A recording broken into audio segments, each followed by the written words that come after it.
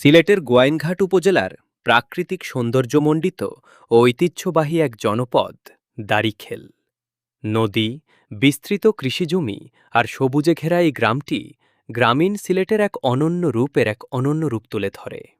বাড়িখেল গ্রামটির একদিকে বয়ে গেছে নদী এবং চারপাশ ঘিরে রয়েছে মাইলের পর মাইল বিস্তৃত সবুজ কৃষিজমি ও চরাভূমি। গ্রামের মাঝখানের ঘন গাছপালায় ঘেরা বস্তুটিটি দূর থেকে দেখলে সবুজ দ্বীপের মতো মনে হয়।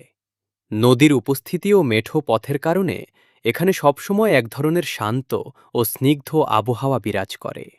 গ্রামের অধিকাংশ মানুষের প্রধান জীবিকা কৃষি। বিস্তীর্ণ চরাভূমি ও উর্বর জমিতে প্রচুর ধান ও মরশুমি ফসল উৎপাদিত হয়। নদী কাছে থাকায় মাছ ধরা ও স্থানীয় ব্যবস্থার সাথে যুক্ত থেকে অনেকে জীবিকা নির্বাহ করেন।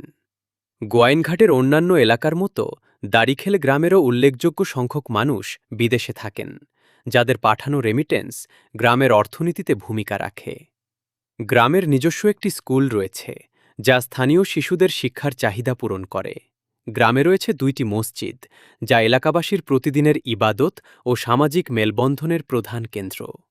ছাতার গ্রামের একেবারে পাশেই দাড়িখেল অবস্থিত হওয়ায় এই 2 গ্রামের মানুষের মধ্যে গভীর সামাজিক ও আত্মিক সম্পর্ক রয়েছে।